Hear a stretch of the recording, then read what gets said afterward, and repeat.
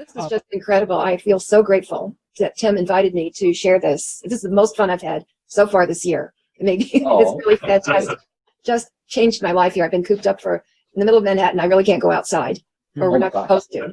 And this makes a world of difference. You got an incredible spot there. Incredible for sure. Yeah, at least you can see outside. You have a beautiful view. That's true. That's true. Yes, and thank you as well, Tim, for inviting us. It's been a treat for us, and especially to meet, I think for Jill to meet you, Joe. So she's been a fan for a long time. It was great to meet you too. Good to see you guys. The process is just fascinating. I would hope at some point we could present this to our members at the Salmagundi Club. I think they would learn so much. We really need this kind of input. Well, and related to that is that Irving Wiles was a member of the Salmagundi Club. So, wow. Cool. So another fabulous Salmagundian from 100 years ago. Wow.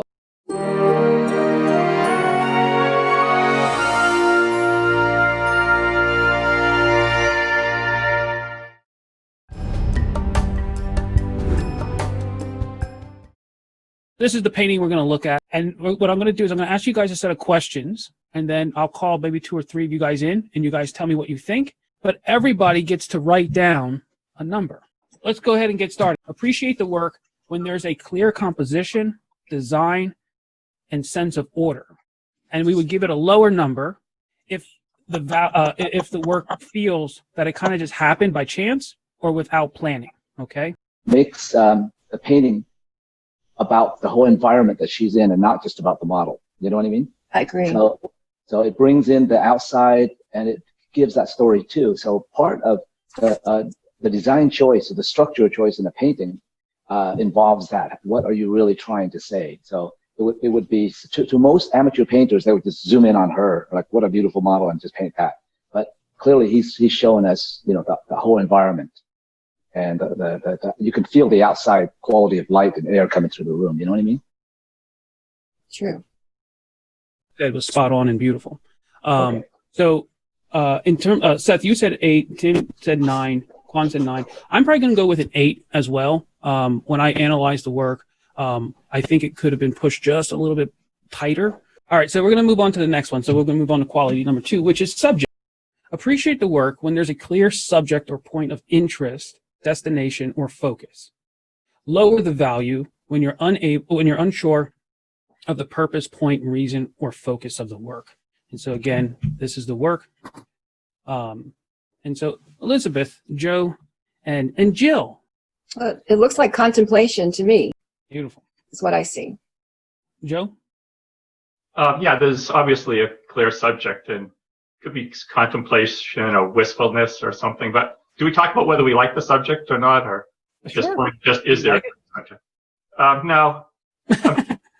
There's so many sad woman paintings. It's like, a woman never happy. Like, particularly now when I look around, I see so many of these sort of sad, wistful women looking off as if, they're sad or depressed. And this looks like a woman who's sad and depressed. Now, he does a good job of making a woman sad and depressed, but I'd like to see like some happy, optimistic looking paintings of women. So I would give it like maybe a 7. I mean, there's definitely a clear subject, and it's obviously she's looking out sort of wistfully out the door, maybe longing for something that's outside, or, like she's an invalid and can't go out. It's like Corona and she's in quarantine. Thank you, Joe. And what year is this painting? 1922. 1922. Okay, so I think she's a mother, and she's trying to multitask, and she's got, I think, a book in her hands. So she's trying to watch the kids a little bit out front while she has a moment with her book, and in between, trying to figure out what her little rascal son is doing, and maybe a little depressed because she had to stop reading her book. Okay, cool. Very, very cool. Now that's going to get more into story when we get into story. Okay. But in terms of subject, let's say but all that plays in together. So I have a question for you. What's the subject? Is it her? Is it the outside? Is it the book? Is it something else? Like, what do you think would be the subject? I think that's where it gets confusing, right? Because to Quang's earlier point, clearly she's there, but the chair, I think, has a significant presence, as does the door, and then the outside. So it's not obvious to me that there's a central focus or a central subject. So for that view, if you're scoring on focus or singular determination of a subject, I would give this a low score because for me, there are many things going on in that picture. I really appreciate that comment. That's pretty profound. When I was trying to understand the image, obviously when you look at it, yes, there's a woman on a chair. It's simple at that level to see it. But with what Quang was saying, once you go deeper, there is something that's actually happening much more deeper in the image. And then, Gordon, what you're bringing in is kind of where, for a person who may just look at the surface, it's like, well, what are we really looking at, you know? And I think, and so now that the question is did the artist do that intentionally, or was that kind of not done intentionally to make us a little confused about what we're really looking at? Because there's a bunch of little things that are going on, and you're not really sure which is important, how it all plays, and so. So Don, I see this as, you know, if I was going to name the subject, title it, I would say it's a moment in time. You know, it's all of those things that have been mentioned, you know, but it's just a moment. And if I was going to almost title the painting, I would title it A Moment. Can I push you on that? I would ask, like, what moment? Because you have to. It's just, it's, you know, it's suspended in time. It's a capturing of a moment in a life, in a time, in a space. It's a beautiful moment. It's peace. Maybe it's a bit of a retreat or a safe space, if you will. But I just see it as just a snapshot that preserves that moment of beauty and serenity. For me, when I look at it, I look at the coloring too, where, you know, I could come back to the sort of. Hold on, Joe. Hold on. We're going to get to color in a little bit. All right. I was going to. There's too many rules. Well, if we don't, then we'll just keep going in circles. You're right. Now, are we all grading on it too? Yeah. Everyone's going to write their own score. Then at the end, we'll do a collective score of everyone. So I'm going to give it, in terms of subject, I'm thinking I'm probably going to go with a 7, because I think I think that's a fair number. I think there's a clear subject, but I don't think it's a number 9, and that could even be at a 6, kind of. So what would make it a 9? Let me go back. What would make it a 9? I don't know what the significance of the book is. I actually find the book, outside of being a beautiful keynote in terms of color, I don't know what its significance is, right? And so it gives me a sense of confusion. There are a couple other elements I don't want to get into yet in the painting that are also equally powerful and important. But again, there's a sense of confusion. And I try to do some research on the painting to find what was going on in the woman's life at the time, because this is a painting of the artist's daughter. And I couldn't find enough information to give context to what was going on at this time in 1922 with her. But there's some things that are going on in this image that make me ask a lot of questions, and we'll get into that a little bit later, probably around story, when we get into the story of it. And also, why is the book, in terms of color, why is that red-orange, which becomes a very, very powerful color in that combination, and activates the painting? So why is that book activating the painting? Is it important, or did he just put it in there because he needed a place to put that color? You know. So because of that, it's not clear. I can't clearly say this is it, you know, and so therefore I have to lower the score. Oh, well, here we are. Color, saturation. Appreciate the work when there's a clear control over the color and its combinations. Lower the value when the work lacks a sensitivity to color palettes and intensity. And so, Joe, what was it that you wanted to talk about when it came to the color? Well, I was going to say how it sort of relates to the subject. For me, as I said, it was sort of a depressing painting, sad and wistful.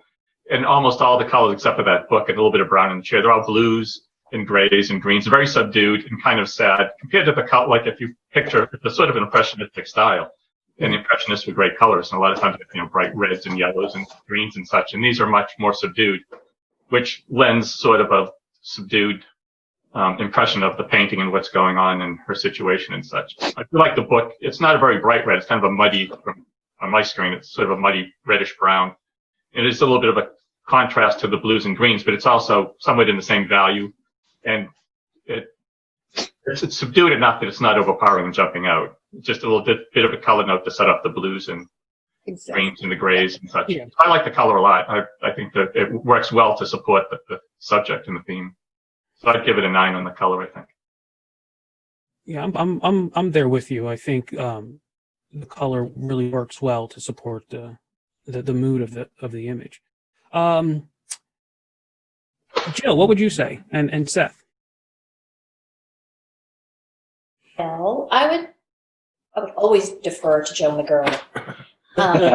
Suck it up, Joe. Yeah, so I agree. I hope my wife's listening. My husband wishes his name was Joe today. So I would agree with that. I find it it looks like almost like a cobalt blue on the rug or the floor in the lower right-hand corner, kind of vivid, and maybe like as I really take in the painting, I don't know, maybe a little distracting. I'm not sure what it is, so I guess it does distract me a little. Okay. But I find it interesting that the title of the piece is The Green Door. So always when I'm thinking about the subject or what the artist is trying to convey, I look at the title, and I find it interesting that his title has nothing to do with the woman, but it's The Green Door. Yeah. Now, Right. with that, you sometimes have to be very careful because the titles sometimes have nothing to do with what the artist was intending. It's just the marketing, you know. So like Whistler's Mother was not named Whistler's Mother. It's called something like Composition Number 10 in Grays. And, Sonnet 13 or whatever it was called. But his friend who wanted to write an article about the painting was like, yo, no one's going to get that. So why don't we just say it's a painting about your mom? And they called it Whistler's Mom. And that's, but for the artist, it had, he actually was painting another woman who couldn't show up. And so he called his mom, and she stopped on by and modeled for him that day. And so, but when he went there to paint the painting, he was trying to create music through value. That's what he was exploring. It had nothing to do with his mom or the subject. So the Green Door may be the name of the title of the painting originally. It may be something that kind of was applied to it, because, it's painted with a big green door, out of all his paintings, Does anyone have any information on the title? I can find out. I'll let you know in a few. Okay. Because I suspect that the original painting was not named The Green Door. Because there's a lot more information that actually is far more enriching in this image than the door. But it'll be interesting. Yeah. Well, usually the titling is the last thing I think about, you know what I mean? Because painting is really a visual process, and the title is something you have to stick on there to put on the wall later to let people know. What That's interesting. Yeah. So let me interject there, Quang, because I was listening to. It's too bad Don Demers isn't on the call today, but he did a talk last year where he was talking to artists primarily, and he said you really need to name the painting before you start. Oh, you said the opposite side of that. For you don't name it in advance, but he was speaking to the fact that you need to have a plan. And so that was his suggestion to artists to help them not wander around. I see. Okay. That's what I do with the artists that I train. We actually write out what is the end experience you want the end viewer to have. And we go through a process I call it story, and we break it down. And you basically have the title of your paintings before you draw one line. And by doing that, you get so clear on not only what you're painting or what you want to create, but more importantly, what is the experience you want the end viewer to have. And then that little sentence, it's usually about 3 to 5 words, is the most important question you ask through the entire process. So if you say, if I want to, what color should I use? Well, that depends. Does it support the story? Well, should I do a landscape orientation or portrait? Well, that depends. Does it support the story? So every decision we make, does it support the story? But you can't answer that question if you don't know what it is that you're setting out to create to begin with. That's perfect. Thank you. Then we're going to go ahead and get into silhouette. So what we want to do is we want to look at a work of art and appreciate it when there's a clear contrast between the foreground and the background. And then we want to lower that value for a lack of clarity between the subject and the setting. Okay. Now, the reason why that's important is because when you first walk into a gallery, if you don't have those big masses designed well enough in terms of contrast as well as shape and other things, it's not going to attract you. It's not going to have the carrying power to actually, capture your attention to draw you across the room to it. And a good painting, if it's on the other side of the room, you should still get a sense of what the painting is about, or it should be intriguing even from across the room. And so that's what we're looking at, is that macro value relationship, or maybe a notin if you're thinking of it in terms of a silhouette.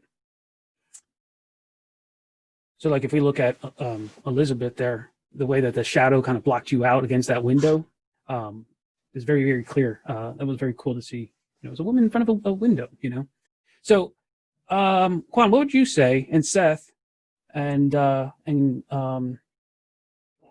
Gordon, what would you say in terms of silhouette? What number would you give it? Go ahead, Seth. I think it's pretty good separation, and her face against the white, and the back of her head against the green, I think creates enough of a contrast to give you that silhouette at a pretty good level. And then Don, I always get confused on the micro versus the macro. The part of that vine or bush that's right above her is what bugs me the most about this painting. And is that in this part or one we're going to talk about later?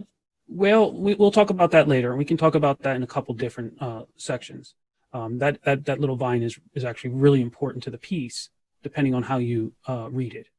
Okay. But but in terms of the silhouette, obviously, when it's going across that light beam or whatever, that side of the house, there is a nice silhouette. You can, there's a nice contrast. And the chair as well.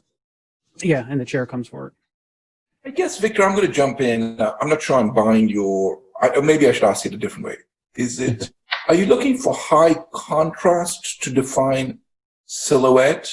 Because to me, that's not necessarily the case. And I'd be curious about Joe's perspective on this, because Joe, as Jill mentioned, we own a piece of yours, and I don't find it to have high silhouette.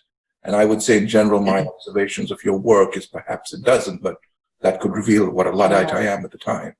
But, and I think of folks like Manet, who's like brilliant, who works with the dark colors and for me, the subtleties in working with those dark tones and the differences, the slight differences is what I enjoy very much.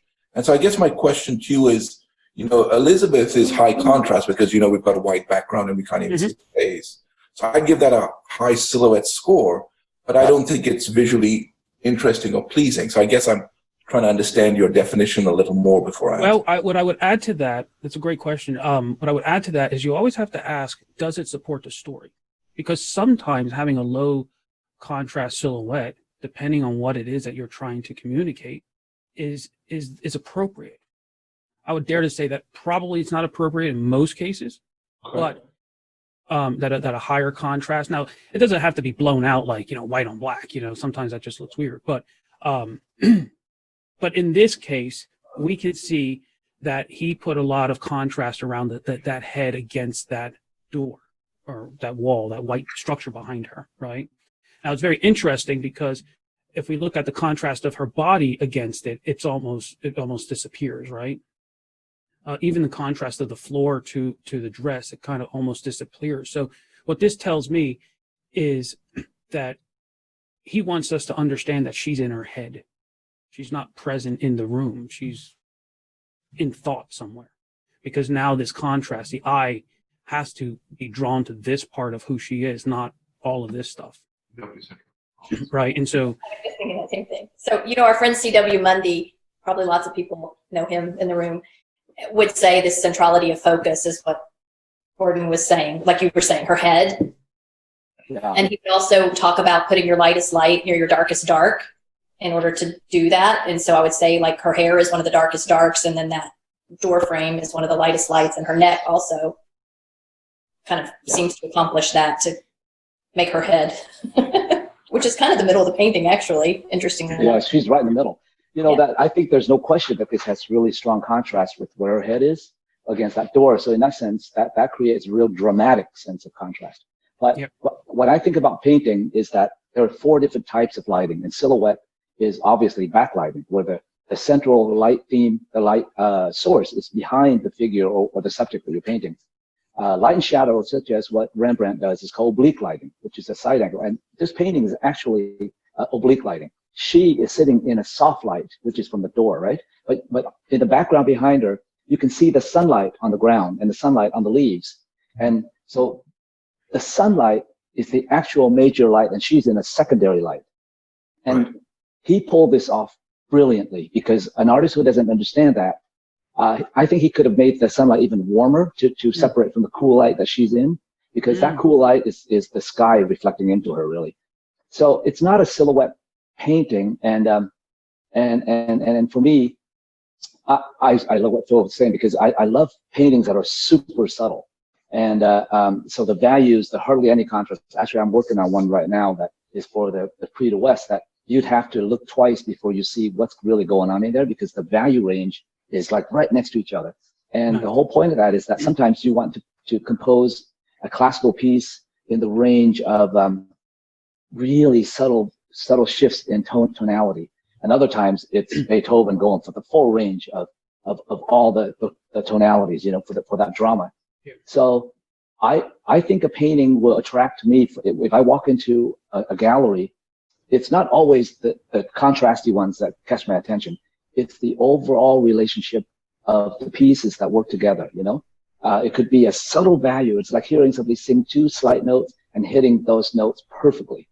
And that draws me, Yep. So to me, the silhouette is really irrelevant in this painting. But if we talk about contrast or central focus, it's brilliant. It really is. It works great. Even if her head is right smack in the center, it seems to work fine.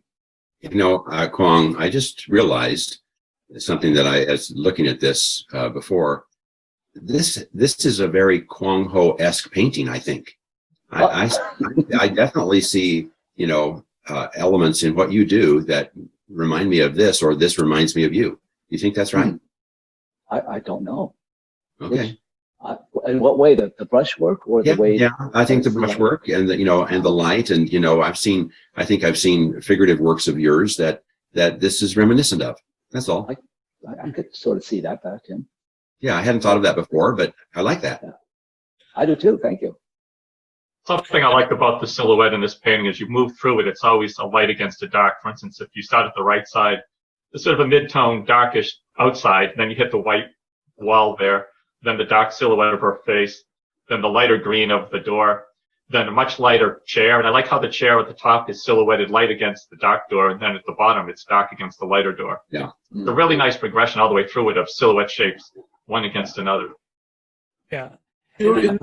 And so, Quang, what you were talking about, a lot of what you were talking about was what we'll go into in terms of shade, right? That's the micro values, right? And that's what Seth was talking about earlier. Sometimes he gets confused with the micro and the macro. And so when I say like the word silhouette, I don't want you guys to get hung up on the word. I just had to come up with a word that kind of came close to the word contrast. That started with an S, and that was the best one. You notice they all start with S, and so saturation. I mean, who would want to use that word? But so it's really just talking about the organization using a value, either a dark, a light, dark relationship, so that the subject is moving forward out of it, and it's just not blended in. And then we'll go into the micro part of it, where really the beauty happens in those subtleties of value. And so why don't you guys take a moment and write down your score for this, and then I believe shade is next. Yeah, so then we'll get into that. I'm always the one with an eye on the time. We're halfway through our time, and we're not halfway through the scoring. Thank you, Seth. While we're paused here, I will say, so I have a book on Wiles. It's the Irving Wiles, 1861-1948. Portraits and Pictures, and the title of the painting is The Green Door. And there's a notation from the artist that this is Glad. His daughter was Gladys, and he called her Glad. And the notation about the painting, Glad in Doorway, Mooring Studio. So his studio was out on the North Fork of Long Island in Peconic. And so he had the Conic studio and he taught there. So that's the backstory on the painting. So do you think it was just, hey, I need something to paint. Hey, daughter, go sit in the chair and let me paint you kind of moment? He used her as a model many times. Yeah. Real quick on the silhouette thing, watch this, guys. If I zoom back, like let's pretend this painting is across the room, you can still see that dark head against that light pops out. Yeah. All the way across the room, right? Nice. And then as we get closer, it's funny. I don't know if it's appropriate, but I always say a painting is kind of like going to a bar and you walk in and across the room, you see this very attractive woman. You're like, woohoo, right? So her beauty captures you from across the room. And then you walk up to her. And that's when you get into that micro experience of, you have a conversation. But if the guy or the girl that you walk up to can't hold a conversation and all they're doing is like drooling and blinking their eyes, then the thing falls apart, And so it can have a power from a distance, but you need both. You need that beauty and that brains to really make it an incredible experience in painting. So shade, appreciate the work when there is a clear distinction between the lights and the darks, and lower the value when the lights and darks result in an unclear, uncertain, or confusing experience. And so to help us look at the values, I removed the color. And so I'm going to say Joe and Quan and Gordon, I would love to hear from the three of you guys, Elizabeth as well. When you look at the values in this image, what would you score it? And then also, what does it tell you about the image that may be important? I think that the values are terrific because a lot of times, particularly with Impressionist paintings, where they're such colorists, they sometimes sacrifice the value for color. Mm. For instance, if you take an Impressionist landscape and you look at it in black and white, the colors are really muted, and oftentimes you lose the composition and sense of atmosphere and such because they're concentrating so much on color rather than value. So he does a great job, I think, of maintaining the structure of the painting in the black and white version. So I think I'd give his the value like a 9. I think it's really strong. It looks it holds up really well compared to the colorized version of it. And and it's interesting. There's still a lot of interest when you look at just the value. So it's not relying only on color. It's working really well value-wise too. Nice. This morning when I changed it to black and white, I was much more drawn to the painting that way in grayscale than I was in color. I thought the composition was brilliant. It's a reverse J shape, and all of his other values, no matter how colorful, hold together as one story. Yeah, I think you're right. It's brilliant that you just turned this to black and white because I love this painting. It's even stronger in black and white. Yeah. And the reason why, when you were showing the color, I thought, as good as this painting is, it could even be better if the color had been better. I had thought that. But it really shows it clearly when you're having it in black and white like this. And the reason why I say it could be better is because the green door and the green mass on the outside of the painting are a little bit too similar. And I can imagine if I were doing this painting, I would make the door feel a little bit different than the space outside. And that would create even more depth. And, but talking about the value is so brilliant here. I love the dark of her hair, but he didn't just isolate it there. He allows the gray of the door to come down the backside of the chair, which is in shadow, and it got really dark. And that dark ties onto the dark shadow on the floor too. So your eye just moves beautifully. Mm-hmm. And then the door frame is really dark on the bottom, and then it gradually gets lighter as it goes towards the top in the shadow. And then that value ties to the value in the background behind it. It's just so brilliantly designed value-wise to me. I just love that. Yeah, I have nothing to add. I completely agree with that. Beautiful. When I changed this to black and white, something popped out at me which really made me really fall in love with the piece, because I had a couple pieces to look at, and then when my eye caught this one little nugget, I was like, ooh. And I couldn't really find very much information around it, but I think it's really important. If you notice how when you turn it to black and white, the book goes away. It almost disappears, like there's no book. Right. And so when you put the color in, obviously it's that key color that activates all those, greens and blue greens and stuff. But when you take that away, it's actually not all that important in a way. And what's actually more important is really the edges that it creates, because it moves into a certain direction. You can see, let me get my annotation tools here real quick. You can see this line being forced through here repeatedly. And what I find gorgeous is that this value shift right there for the ring that she's wearing on her hand.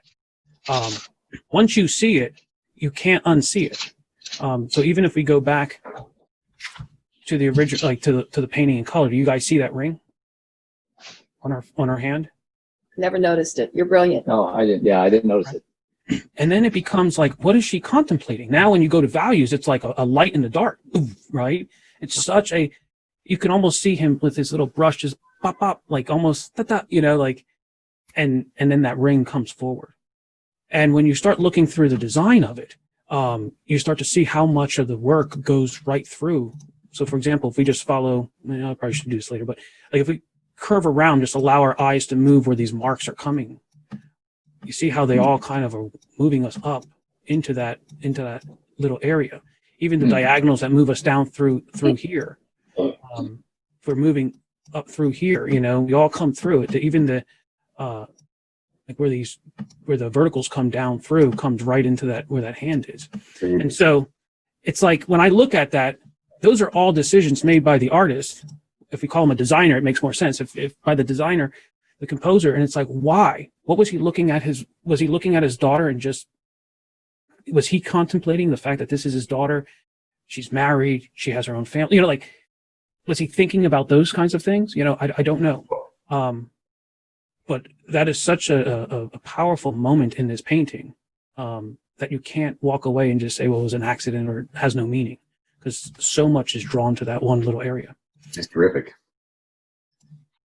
So what you guys write down your numbers. I'm going to give it a number 9 for value, because I think he just, it's so subtle, but everything has its own identity, its own personality, and just nothing blurs and fades unless he's doing it intentionally. I do like how the value of the rocking chair at some parts kind of almost fall into the door, and so if you look at the lines of the door here, how they, they're not actually verticals, they're actually coming down on a slight diagonal.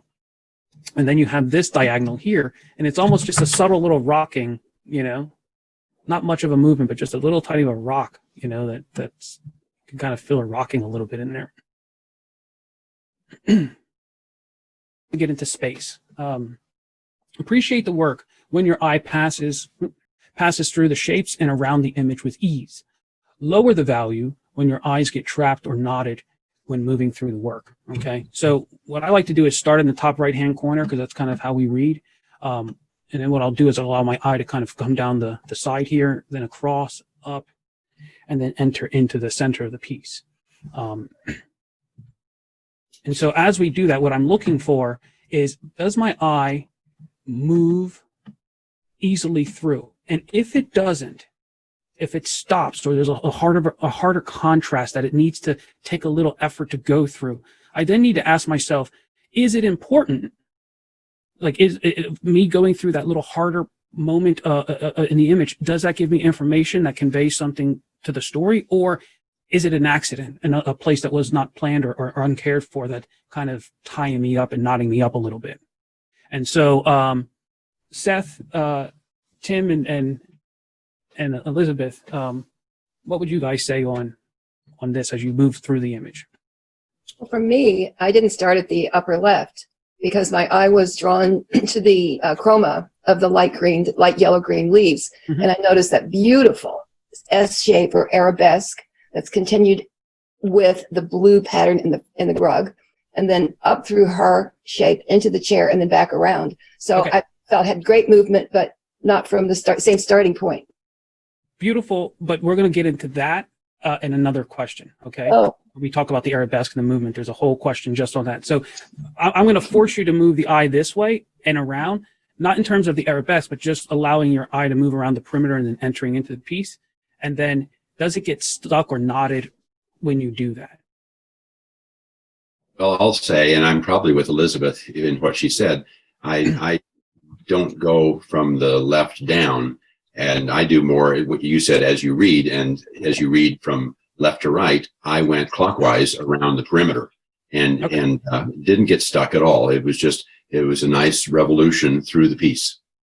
Okay. Don, following instructions, if I start in the upper left and follow that track that you traced, Yes. I get stuck in the light part of, is that a fence or whatever that's back there behind the yellow and green foliage? Yep. And I find myself having to fight a little bit through that foliage, through the jungle, so to speak, to get back to her head. Perfect. In the direction that you should. So there's a couple things that are happening. I'm going to get a little into story just a little bit, because that's the kind of stuff. It's interesting because Elizabeth said the same thing where she kind of was like, oh, I come over here and I get into this arabesque, which we're going to talk about in a minute.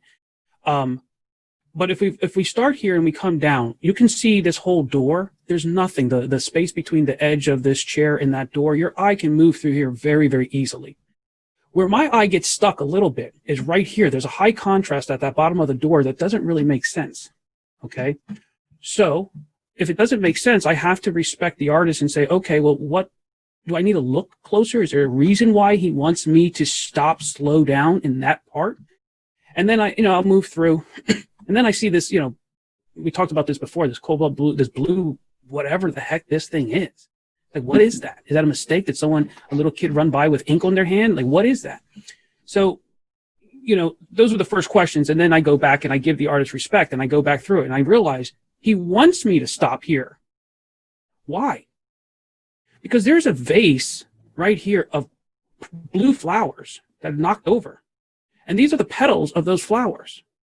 So what in the world went on? Did something run through here? A cat? Did a husband run out? Did a kid run out? Did a wind knock her flowers over? What's going on here? And I'll zoom in just so you guys can see it. Do you see this vase or this thing of this object here with these flowers or something coming out of it? I didn't see it. I didn't see it. I see it now, but I didn't see it before. Right. Yeah. I'm not sure if it's important. Well, why would the artist strategically place in here a contrast and then this thing laying on the floor with all these broken flowers, and not only there, but then repeated over on this side? I thought that was a cup or a mug that was sitting on the floor beside her. It might be. We have to take it might be a cup that fell over or something. Well, I think, you're talking about that dark line. What it is the shadow of the door, obviously, casting itself on the floor. But on a structural level, I see that shadow as being absolutely essential. It was just there. Obviously, it was just there. But you see what it does is that dark ties to the edge of the shadow of the chair. So without it, your eye would just shoot right through the bottom of the chair. But that dark ties, it, in a way, it anchors her to the entire painting. It's as if that little line coming in is holding up that chair in the whole bottom half of that painting. To me, it's absolutely essential to this painting. If you took it out and you shake the painting, it'll feel like she's going to fall off the painting. Right. That thing is anchoring her perfectly in place. So, but on another level, it was just there. He saw it and he oh, what did you just do? I removed, I kind of colored over it.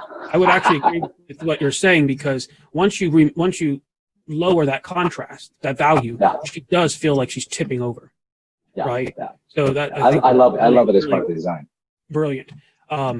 So having a hard, heavy value that, where we come down that vertical and bam, right there, it does. I like what you said. It does weigh. It becomes like a counterweight to her leaning forward. Yeah.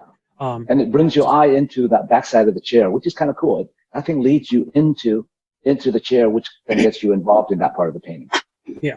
So then Other thing it does, that shadow, if you remove the shadow, the silhouette shape of that dark part of the chair is so strong that your eye goes right to it. But with that dark line in there, it creates a little bit of confusion, sort of a little mass of dark shapes, rather than this one really strong silhouette shape of the side of that chair. So it helps to get your eye back up to her head. Otherwise, I think you'd be stuck in the chair the whole time. You couldn't get away from that. Yeah, that's right. There's an element to that. This is very interesting. Now, he could have done these with just value shifts. rather than actually putting something there. And so I don't know the answer to why he put this here. Mechanically, like we're talking about, it allows us to move back up to her. It anchors her. It does all these things. Obviously, the context is that it makes sense to have a dark spot because there's a shadow there, you know. So all those things come into play for him to say there's a problem. I need to solve that problem. What's available that, you know, and then coming up with a solution, which is it's weird. It's just this little dark area becomes a brilliant solution that contributes to the whole painting. But there's, yeah. So then I just noticed something else that's important to me, and that is the cobalt of the, now you say strewn flowers. And I love the fact that he tinted or shaded the chair's shadow in a blue, whatever it is over there. So if your eye is looking at blue, which mine has been lately, you've got almost equidistances between all of the blue areas, the two on the bottom, on the floor, the back of the chair, and the back of the right chair. He's introduced some blue, skipped the same amount of space. He's got blue up at the top of the door, and then you've got blue over in the foliage of flowers. I just think that is brilliant. It really moves my eye on the image. Great eye. That's cool. Very cool. All right. Yes. I know we've got a couple people that have other appointments at the half hour, so we need to watch our time before we lose people. Okay, perfect. So go ahead and write your score down for space, how your eye moves through the space. And Tim, I pushed my meeting back, so I'm good. So don't hurry on my. Wonderful. That's great, Gordon. Thanks. Sure. Appreciate the work when there's a clear cooperation between the signature and the image, and lower the value when the signature seems out of place or unnatural to the image. So in this case, this is where the signature is. And if you want, I can zoom in a little bit to kind of give you a sense of where it's at. So there are a couple things I'm looking at in terms of a signature: the value of the signature, the placement. When my eye moves through around the signature, does it get a little tight or does it work well? Does it feel like it was just kind of painted on, or was it constructed with inside of the design of the painting? And so I'll ask some of the artists here, Quang and Joe and Elizabeth. What would you say in terms of the signature? What number would you give it? Do you think? So funny. I never really think of that. I'm always horrified of having to find a spot to sign my painting. Because I it's give like it a really high score because he's got it in tune with the other lines that are surrounding the chair. You see it, but it fits in beautifully, I think. Yeah, I think so too. Yeah, it doesn't obnoxiously take away. Mm-hmm. Right. Yeah, I didn't notice the signature until we, sort of looked at the signature. So it fits in there well. And it's that's the point, right? Like it's enough to read. I think one thing that annoys me when you see these signatures and you have no idea what it is, but it reminds me of back in the 60s when artists weren't signing their paintings. And I think Bill Porter was in a discussion with other artists about whether to sign your paintings or not, whether it was egotistical. And he said, well, if you're an egotist, if you're an egoist, it's egotistical to sign your paintings, but it's also egotistical to not sign your paintings. Yeah. So I think the signature is fine. It just sort of blends in with that shadow area, and you don't notice it's not obtrusive, and it looks like you can read it well enough. Yeah. So the point is, I'm always trying to hide my signature. I mean, if I sign it, I don't want it to get in the way of the painting. You know what I mean? Yeah, absolutely. That's great. Yeah. I have a pet peeve about that, Quang, and that is, there's so many artists that, it's about their signature, and I don't buy a painting that thinking it's about the signature. It's really, it needs to be subtle, and I applaud you for your desire to almost hide your signature. I want to know that it's the Quang Ho that I have is Quang Ho, but I don't want it to be blaring across the screen in neon. Exactly. I think it's will be kind of annoying for like future art historians too when they see these paintings and you can't discern what the signature is saying. That's right. Well, we can always write on the paper. Sign it nice and neatly and clearly and small and unobtrusively. Yeah, we can write in the back too, I suppose. But yeah, I see what you mean. I was watching one of those antique roadshows, and I always found it interesting when they look at stuff, they would turn it over and look for a seal, like a stamp or something. And I was like, I need to go get a stamp. And so I stamped the inside of my paintings with a stamp so that 500 years from now, they can be looking for the stamp. But in terms of signature, I'm actually going to give it a little of a low number, like a 6.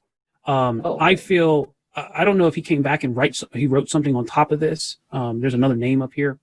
And then the date. My eye, it kind of, when it goes through, it gets a little too tight. And though I appreciate the value relationship that he has to the back, when I'm looking at the signature, it feels like intuitively was put in the right place. I don't get the sense that it was actually really designed into the painting as it ought to have been. And you're right. And so just for Quang, I'm going to give you a little technique that you can use when doing your signature. If you extend lines from your image, right? So let's say here, it creates a little point, and where that eye creates, you can make a horizontal. And so you could, like, if we come down, let's say we find a vertical in here, let's say something like here. And what you're looking to do is to create a box that, maybe from here to here, that would extend to elements in your piece. You see, now you have like this little area that now you could place a signature in right there. Well, if you have a long signature, it could go there. And so the notional space, the box that surrounds your object. So if, let's say this is the signature, you then have this box that goes around it. And so you want to kind of design and place that and lock that in graphically into the image.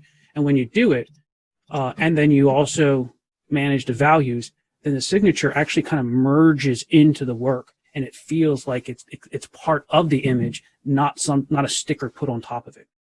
And so based on the grid that you just put up, so Wiles did exactly that. Let me go back. His signature's down here. So if anything, it would probably be based maybe potentially up underneath here. I don't know. You get a sensitivity to it, almost like something in the math is just not right. I think intuitively it's in a really great place. And extra line that's really thrown off, isn't it, Don? What was that? The extra line above the signature, I think, is what's really thrown it off for you. Yeah, this thing here, which could have been like, I would like to go into Photoshop and take this word, this person's name or whatever up here, and the date off. Because maybe the signature actually is really nice as you just look at the signature. He might have had to come back and just put the date on and write somebody else's name, if he was selling it or giving it away or something. Yeah, it was inscribed as a gift to another artist. Okay, then that's what it was. So that's what's throwing me off is that extra stuff in that area. Right, and that is true. I think that's a little problematic from time to time, because when art is gifted to someone, then you do have that additional information on there, which really is probably detracting from the piece. Yeah. So I'll raise it. I'll give him a 7 on it, just because I think when I really just focus on his name, not the date or the other artist, then it actually feels really, really nice and in a really nice space. But in conjunction with the other two, it throws my eye off a bit. So go ahead and give it a score. What you guys appreciate the work when there's a clear feeling or narrative. I like to define a narrative really as one feeling that's moving you to another feeling, and so that transition of feeling is a very, very powerful experience. Lower the value when the message is unclear, or the experience is confusing. Okay. In terms of story, we've kind of talked a little bit about this, but now that we've gone through a couple of these elements, these qualities, what would you guys say is the story now? It might be the same story you thought of in the beginning as well. When I talk about collecting to collectors, or when I talk about, doing art with artists, one of the real features that I like to focus on is storytelling. And, this is a painting which I think is terrific storytelling, because you get to tell your own story. Now, the artist may have his own agenda in here, but I think it's so important that for the viewer, whoever ends up having the painting in their home or collection, they can engage this on a multitude of storytelling levels. And there's innumerable stories that are related to that, whether it's, as Jill said, watching the children in the garden, or, she's in a pensive moment and she's, enjoying the, memories of some special time with her family or her romance or what. It's just limitless in the storytelling opportunities in this painting. Yes. Beautiful. Someone else would like to add to that? When you wanted to spill the cup by the rocker, it became much more of a story painting to me than it was before I saw that. And it relates to what was suggested here, that maybe she's watching one of her kids out there, and the kids can turn that over, and she's having that boys will be boys moment or something. That really brought home story element to me much more than before. Yeah. I appreciate the ambiguity about the story or whatever it could be, because that gives me and any viewer the opportunity to participate. So for me, I don't really care for paintings that explicitly tell the story with no chance for the viewer's improvisation. Yeah, no, that's right. You don't want to be told what to think. Well, it's like being an illustrator. An illustrator wants to tell you what to think because they're illustrating a particular Right. story. That's true. But this leaves all these possibilities to the viewer. Exactly. Like as I was saying before, I see it as something sad. She's not real happy. I mean, I looked at it, but someone else may look at it as she's like content and happy, and she's watching her children have a great time outside. So everyone can put their story into it. There's enough information to get you started, and then you can kind of finish the story on your own. I'm leaning a little more towards you, Joe, and this is one of the big reasons. If you look at her eye, that eyelid is looking down, like she's looking down, not out. Mm-hmm. And that eyelid, it's almost like, her eyes are closing. So therefore, she's not looking at something or looking outside at something. She's either just absorbing in the light or that moment, that heat from the sun, potentially. But according to the design, it's actually telling me that she's thinking about something. Yeah. And I'm not sure she's thinking about something that's actually very good. I was wondering, I was trying to do research, did she get divorced in 1922? Did her husband die? I did some research, and there's another Gladys Wells who married a guy the same name, but he was older, much older than she was, and he died very, not long after they got married. So I was like, but then there's another story, right? And so I'm like, man, I don't know who this is, And maybe it's something she read in the book. Maybe. So since we'll go into the sway in a minute, but since we're here, I do find there's a thing I call a change of charge, and it was inspired by a comment that Rockwell made, which was one of the keys to his success was that he could make you feel two feelings in one image, and by embedding that into his work, it would give you an experience. And so we've talked about this, and so I want to just bring it up now. And this sway, I call it sway, but it's this arabesque that's up here. And if you follow this, you can just see how it just spirals up into this, and then you find there's a window back here, and so it does feel like there's a strange sense of chaos, like she's thinking, that's a high point of contrast, and then she's swept away in her thoughts, right?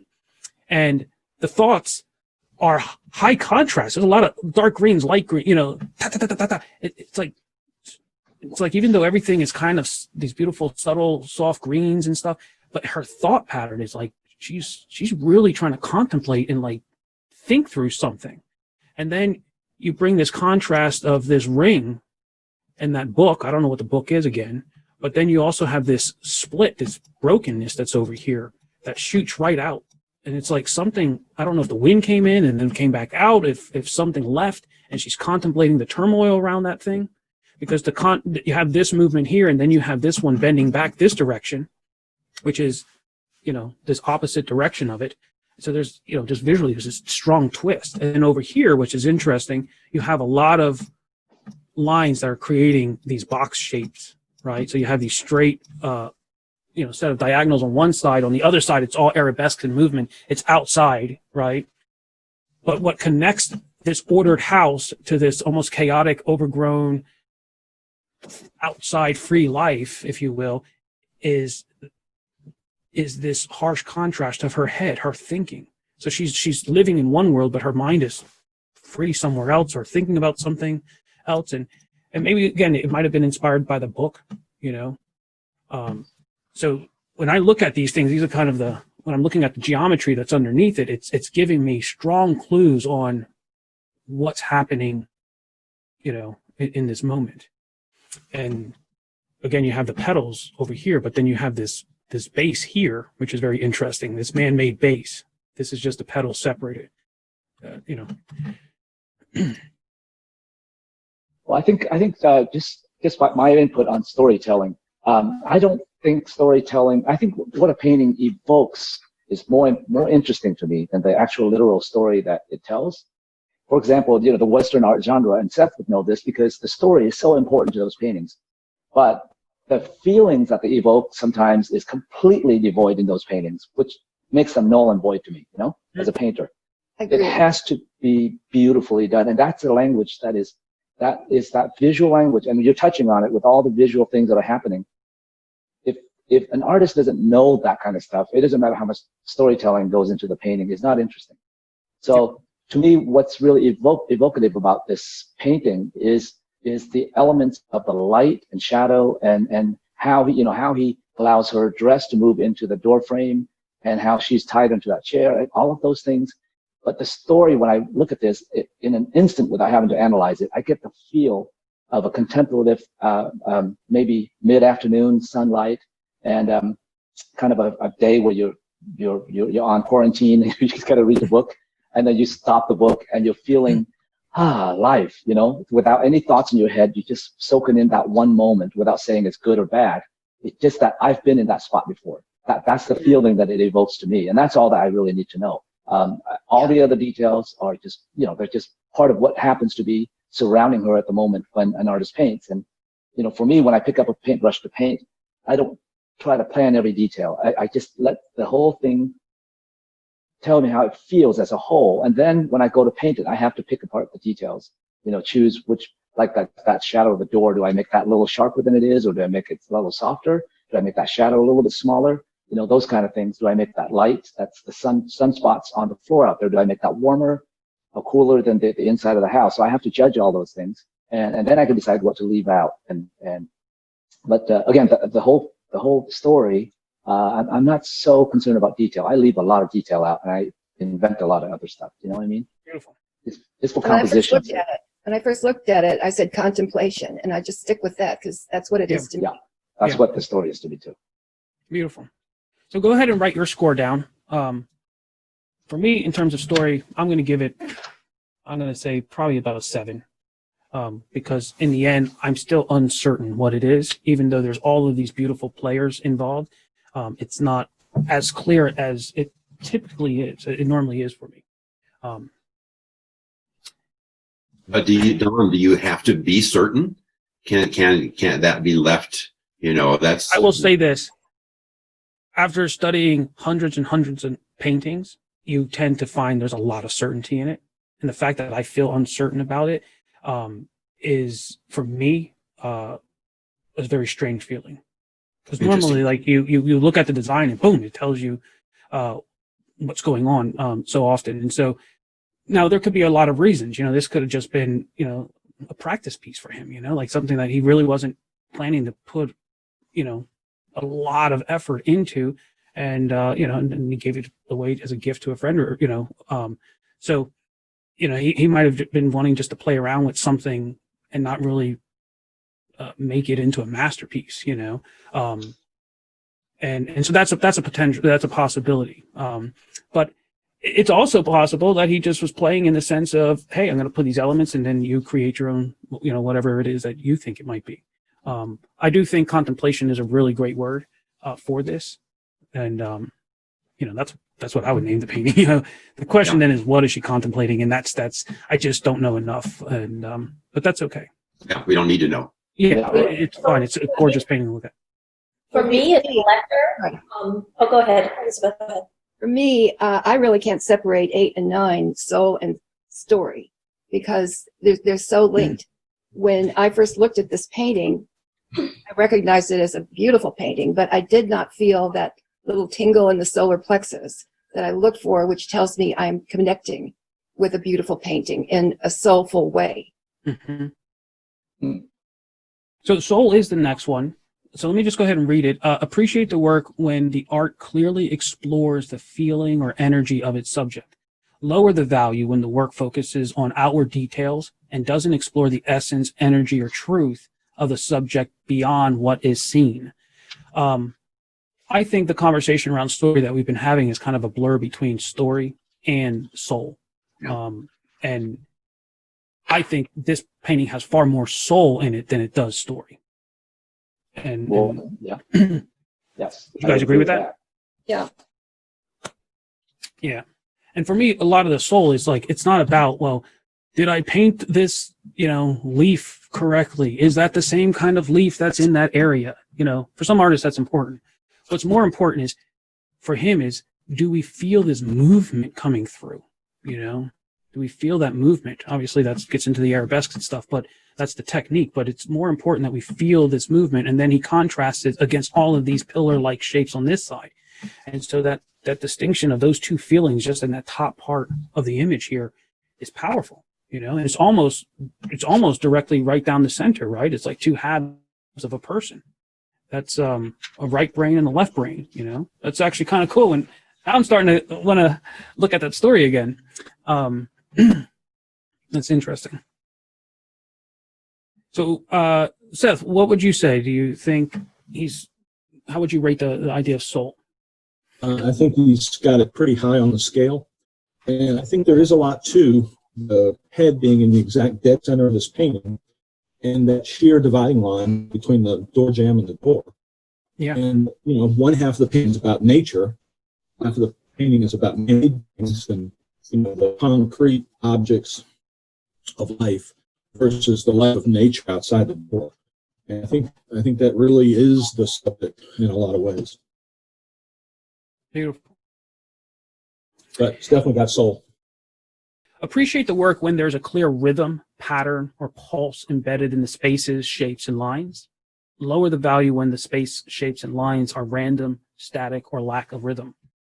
Quang and Joe and Jill, would you guys like to share? Do you feel or do you see or sense a sense of pulse or rhythm moving through the image?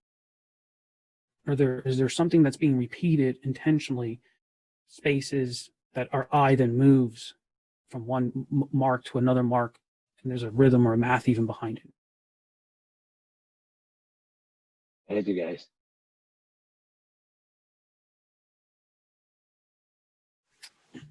Okay. What do you think, Elizabeth?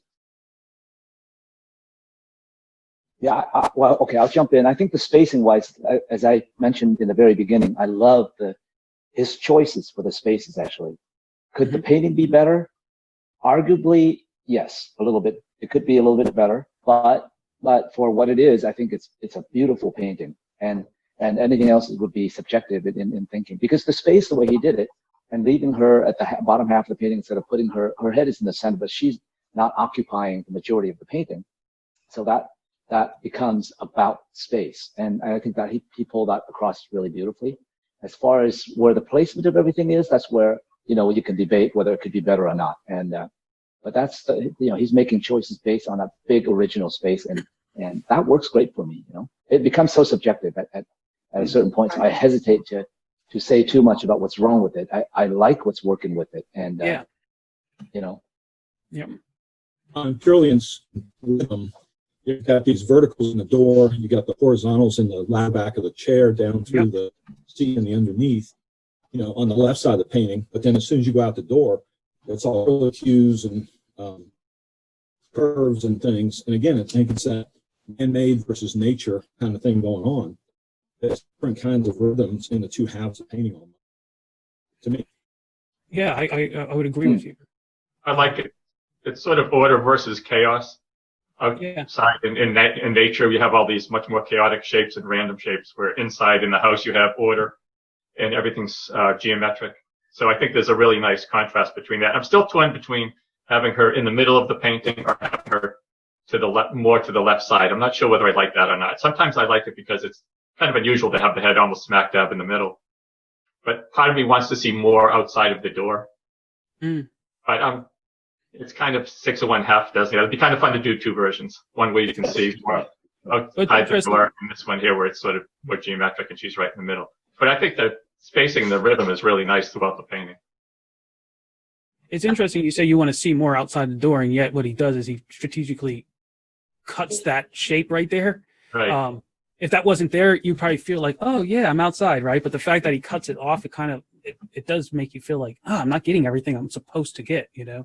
Yeah, I think that he intentionally created that desire by having her gaze that way, by, creating that different kind of space there. We want to go there. And I think that's a technique that he specifically embraced to say, okay, what's beyond the door? Yep. Right. It's implied. Yeah. You'd have to include that door frame the way he's composed it, because otherwise you say, well, is she inside or outside? You wouldn't have the idea that she's inside looking out. She could be against a wall or outside. So for his concept, you need that door frame right side of the painting. If I were going to do it, I'd have to move my viewpoint looking more out the door rather than sort of across the door. Right. So I'm going to take us to a different off the track just a teeny bit. Can I do that? Yeah. So I keep wondering, when we talk about this inside kind of man-made things and outside kind of natural things, I keep wondering if she is holding the Bible. And I don't know why, it just keeps popping into my head. And I almost see like the little silk bookmarky things sticking out of the bottom. And then I'm like, well, I've read, but maybe it's more brown leather that's hot because of the sun on it or something. And that could give you a little kind of man versus nature, or maybe she's contemplating that. I love that. I thought that several times as well. Also, she's a single woman, right? Physically a single person. And yet that ring pops out saying, oh, wait, even though her husband's not there, she's actually married, right? Though she's one, she's really two, right? And just like she's inside, but her mind is outside, and outside has a certain energy and life and light, and dark, it's inside, but it's also structured. And so it's just this constant play of, black on white, green, like cool, like all these juxtapositions, and the divine and man, the creation and the creator, it's. I like that, Bill. I think that's and that goes to, how we all fill in the story that's, that we'd like to imagine or think about. It's a possibility that I've never thought of in looking at that. That's great. Beautiful. Actually, in that era, the Bible was a really important book for most people living in this area, and where it's pretty thick. It's a big book, it's a substantial book. So you're probably right. It probably is a Bible, which actually gives us a whole new layer of meaning to the painting if we look at it that way. Now, when you think of contemplation, boy, you nailed it. Yeah, and what's interesting is, I think what he would be saying, oh my God, it's so beautiful. Let's just pretend it is the Bible, okay? Oh, now I'm excited to a whole nother level. Because now we come down through this wall, right? Which is the white and the black. It's really the divider between, notice how it goes green here, right? But it's that wall. And that book, it ends right here and ends here, almost like on a tangent. It does come across just a little bit, right? Here, but for the right up there, it ends. And I like that because it's all right within that column in which you're transitioning over into. And if you look at this little graphic I made over here, if we take just this little section here and then divide that halfway into two, divide that about halfway, and then we bring this white column and this dark column over here, it really, just in terms of space, really tightens us over in this area, making us desire to see more, or to want to have more, because it's kind of breaking us up. But it's really like that column right here that becomes that threshold, either into the house or to the outside or to this other realm of thought. And is he then saying the Bible, if that's the Bible, is the Bible a door, if you will, the green door, right? The door of life, that, wow, that's a pretty cool thing. And if that's the Bible, what's the significance of the flowers and the spilled vase? What was that? If that is a Bible, what's the significance of the flowers in the spilled vase? They would have, there must be a reason for that, not just sort of randomly thrown out there. Yeah, the thought that came to me a couple times was this idea where it says like you'll separate the sheep from the goats, or the chaff from the wheat, like there's a separation of things. And so it makes me wonder if that's part of what's going on here. I don't think that's the case, but it possibly could be, but I don't really know. There's something that's going on here. Is the perimeter of the window frame, the top right? This here? No. Yeah, exactly. Yeah. The right. Yeah. Yeah. What about it? I'm just wondering if you go to the rightmost corner, top right, do you see a cross there? If you remove your, Oh yeah, there's a little cross there. Is that what you're looking at? yes, there's one, but if you remove that and the actual top and the right side of the window, I see a cross. Yeah, is this? Here, let me zoom in, because I see a cross now too, and that's ultimately where our eye goes to when that arabesque comes right in there. You see right there? So this spirals around, leading our eye through here, and it just keeps spiraling around, Yeah. and then it comes right there to that little cross in the window. Hey, Don, Yes. Isaiah 48, the grass withers and the flowers fall, but the word of God endures forever. Nice. That's beautiful. Oh my goodness. See, this is why it's so important that we get people to stop and appreciate work, because it only took us 90 minutes to get to this depth, But oh man. See, I don't know. I do think she's about to die and she's going from the real world into the Going towards the light. walking towards the light, going into paradise now. All right. All right, on that note. Right, okay. I was telling Rick, I was making a joke. I was like, well, okay, when God opens a door, he closes a window. We just did it backwards. Yeah, he opened up the door, closed the window.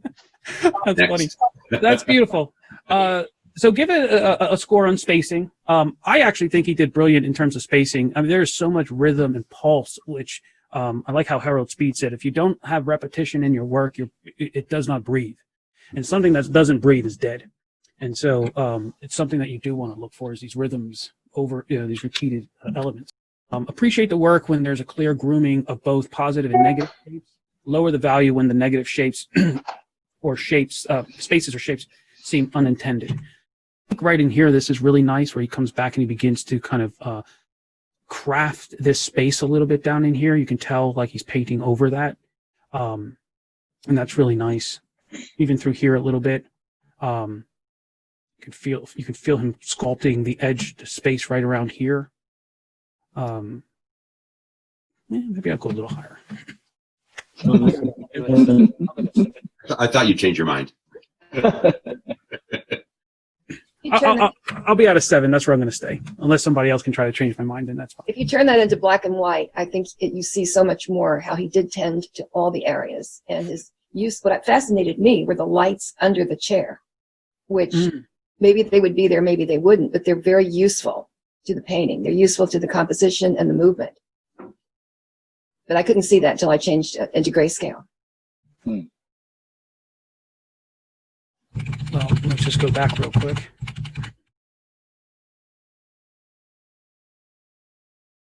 Yeah, it's pretty darn good. I was going to say, I want to hear like Elizabeth just did, the artist weigh in on that. So, Joe and Quang, you're more able to address that than I am.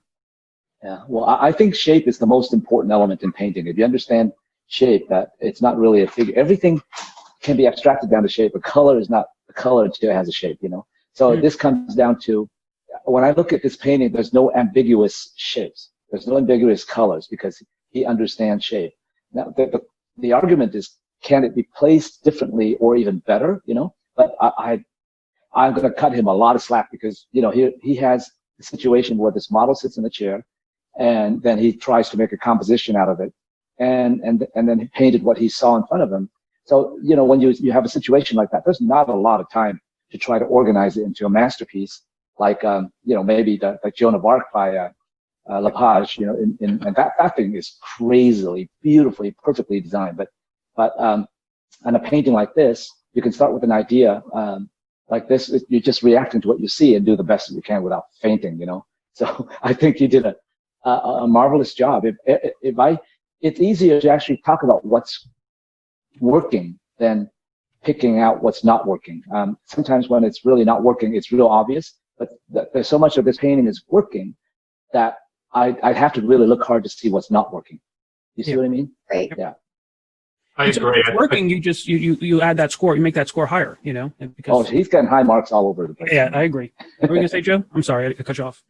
Yeah, I think the shapes are terrific, and I can keep coming back to these sort of organic rhythmic shapes and juxtaposed against the more geometric and rigid shapes. And I think it's just a beautiful combination of the two. Sometimes a painting, there's so much rhythm to it, it gets really bouncy and sort of loose and goosey. And other times there's so much order to it, it's stiff and there's no sense of life. But here you have a beautiful sense of life. And it's also nice where the geometric, sort of inanimate parts of the painting are either geometric and stiff and square and such.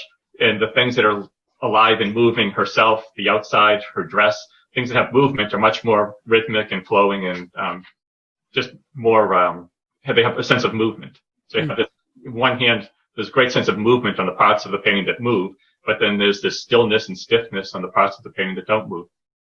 So I think the shapes are absolutely beautiful. I really impressed with the shapes.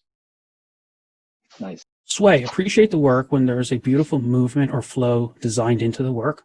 Lower the value when the element seems stuck, frozen, or unable to move. It's kind of a little bit of what you were talking about there, Joe. And Elizabeth, all the way in the beginning, you were talking about the arabesque, and so I'd like for you to share a little bit more about that. And I see him repeating the same types, the same mood in his flow of shapes all over the place. I mean, you've got the branches at the top, then the garden, and then her dress and the folds of her dress and the way her posture creates the same kind of arabesque, let's call it. I just think it really blends together. And as Quang was saying, the elements countering that, all the straight lines and the quietude on the left-hand side, I think make the movement it accents it even more. Beautiful. Yeah, so here's this beautiful curve that's up in this top part in the branches, and then through here. And one thing, if you draw a line and try to catch this arabesque, if you echo it out, you can really see how intentional and how important it was to the artist, right? Because it's just not one mark. It's repeating it over and over. Just like this angle here is repeated, even in the brush strokes coming through the door, to give us that sense of maybe light falling down back there. But like here, you can really find how important these curves are, this sway, this move, these curving elements that he's bringing in that give an image such a grace, I also think that his mark making on the floor, both in the vase or the dark shadows by the chair or the blue marks by the doorway, those unify the entire painting. Without those, there would be something major missing. Indeed.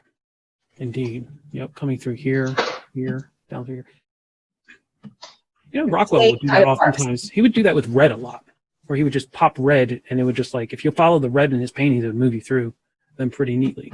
And he's doing that with this blue in here. Very nice. All right, guys, so go ahead and write down your score for Sway. And then we will get into the last two, which happen to be what I call the hand part of the work. So the 14 questions, qualities, the first 7 are what I call head. That's that analytical part of the artwork. And some artists are really, really good at that, and some struggle at that part of it. And then the next 5, which we just finished up, that's what I call the heart, or that emotional nature of the painting, where you're kind of just dancing and feeling the artwork, that more intuitive part, if you will. And again, some artists are really good at that, very high in heart and very low in head, And so the last 2 are what I call hand. These get into the expressive part of the work that makes it uniquely the artist's. Style, appreciate the work when there's a clear authority or authentic voice or a one-of-a-kind way of doing things. Lower the value when the work seems like a spin-off, trendy, or if it seems the artist is mirroring someone else.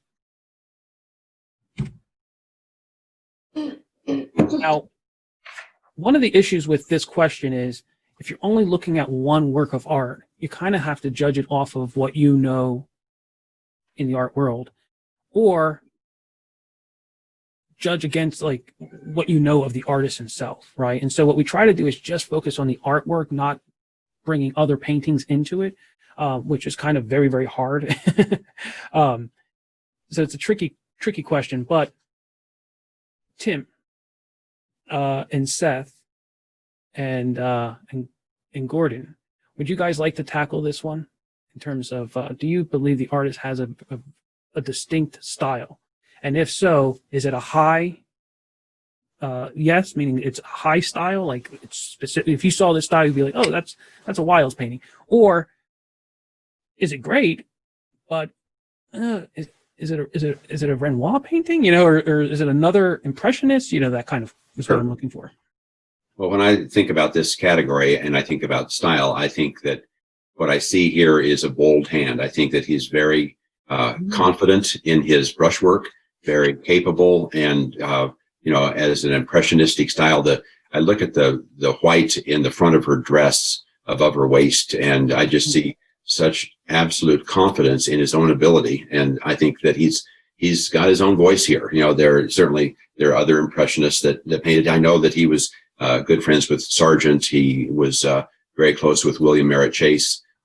And I do know he had high regard in the art community in the early 1910, 20, 30. But I see this as being great success in his confidence. I think that he didn't labor over this painting.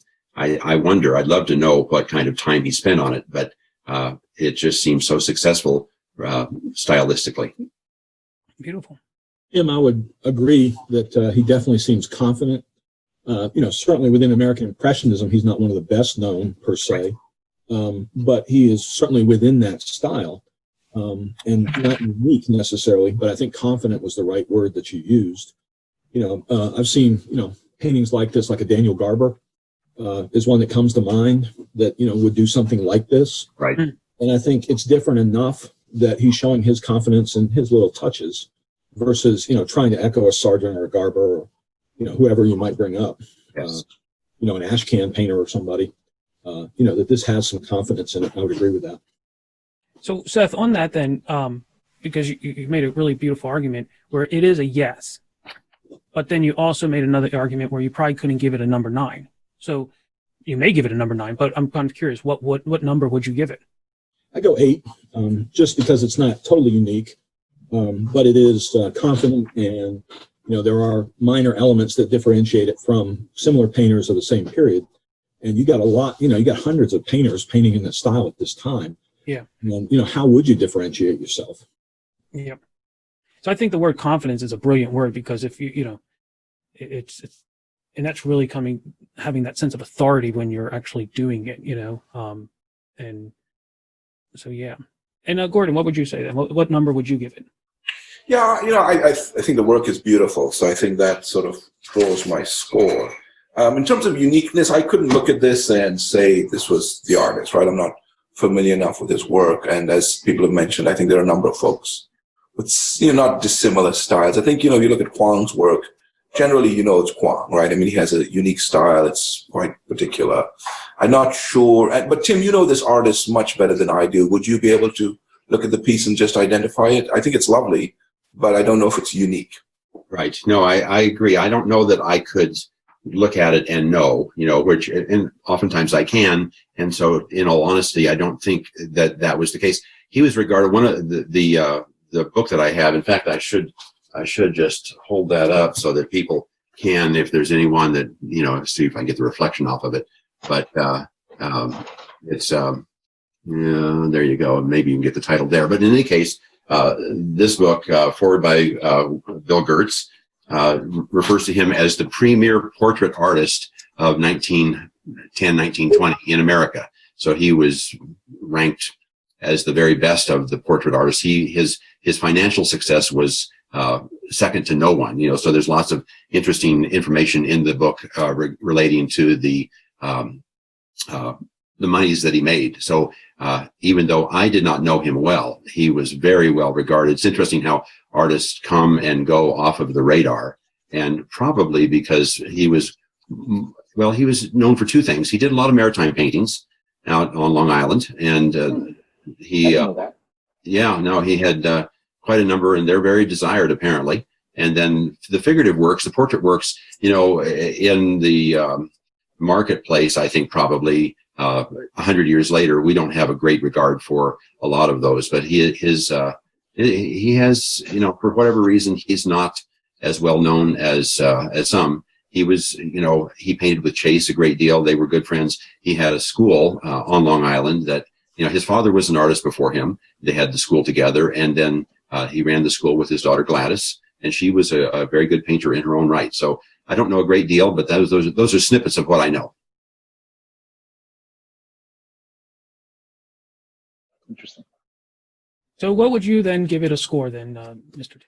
Well, I would give it a 9 because I'm partial to it. I think the beauty of it, and stylistically, it just works for me. And as I said, the confidence with which he painted, it's interesting because Quang is on the call and fantastic last minute stand-in. But I look at this and I think about Quang's work because there are elements here that make me think of the beauties that Quang does, and it's that bold, dashing, daring, unafraid, confident, all of those great adjectives that describe great painters and paintings. Well, thank you, Sir Tim. Hey guys, I gotta go. I got a live program I gotta go do on Facebook. Okay. I'll just do the last little humorous thing, perhaps. So if the book's the Bible, it's one thing. What if it was For Whom the Bell Tolls? What if it was Behind the Green Door? What if it was What to Expect When You're Expecting? To expect when you're expecting. That's just it. Exactly. All right, guys, we got one more to go through. Then we'll tally it all up and see where we end in skill. Appreciate the work when there's a clear ability, when there are clear abilities and command over the artistic medium. Lower the value when the work seems unfinished, rushed, or when the use of the artistic medium seems uncertain or amateurish. So, I think I'm going to go back to. Well, I want Jill.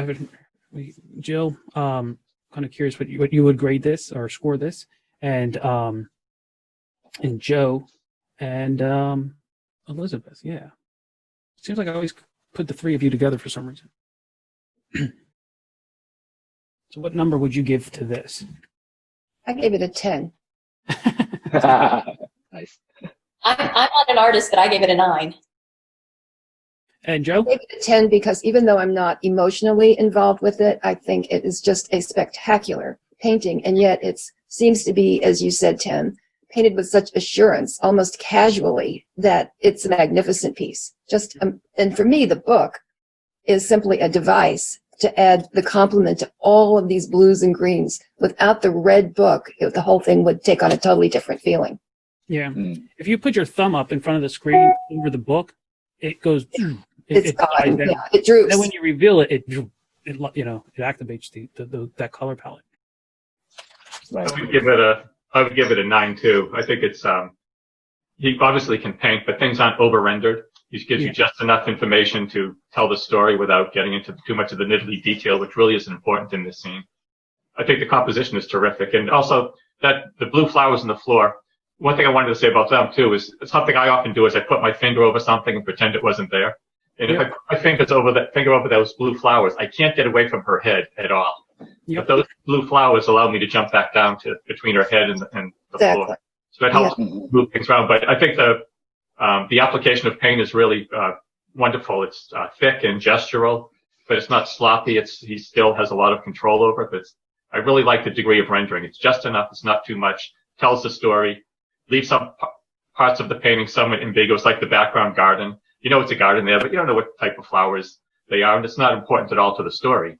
Just the idea that that's the outside, and there's some type of nature going on outside as opposed to the interior man-made parts of the painting.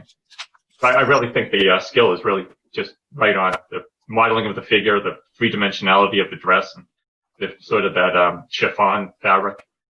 He paints with such economy, just a few brush marks, and you get that turn from light to dark, and you have that filmy, flimsy fabric that he doesn't over render. Just a few key brush marks tell the story.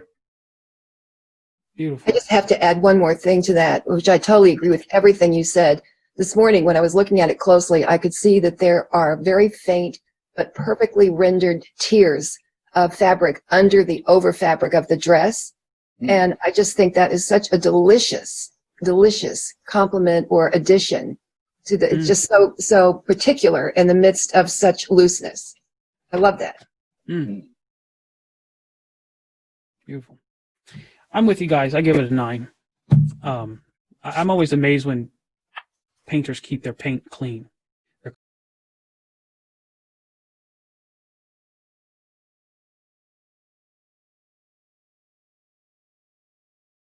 Can I just completely change the subject here? And I wonder if there's a chance that we could see what Mr. Quang Ho is working on. Yeah. Oh, funny. Yeah, all right. Yeah, I've been painting while y'all are. Let me see if I can see it. It's spring here in Pennsylvania. And let me see, I guess I'll turn my camera around. You see it? Wow. Wow. So these are plants that I just bought from the nursery, and before I planted them, I decided I just want to do a few intimate little studies of flowers, and that's how I'm doing. That's gorgeous. Nice. Yeah, it's fun. It's it's been nice to watch you painting while we were talking about the other painting. I think I didn't get too distracted, so I think it was okay. Great. I have a quick question for you guys. Yeah. I'm sorry, Quang. No, keep going. No, I was just going to quickly ask. I clicked on your video and created a spotlight video. Did that make your video big for everybody? Yes.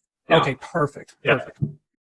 Perfect. What were you going to say, Quang? You were. Oh no, it was fun to listen to you all, and I especially enjoyed having a foreign accent on the talk from Joe Mcgurl. I love his accent. It was so much fun to listen to. Are you up in Boston, right there, Joe? Yeah, subtitles for you. Subtitles.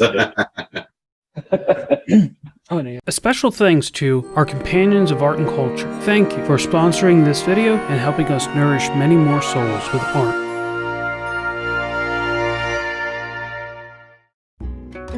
Subscribe to the channel, like this video, and click the notification bell so you don't miss out on our newest video. Try art scoring another painting by clicking the video on top. For details on becoming a sponsor, watch the bottom video. Always remember, you count to art. And on that, we all say, Boom Bella.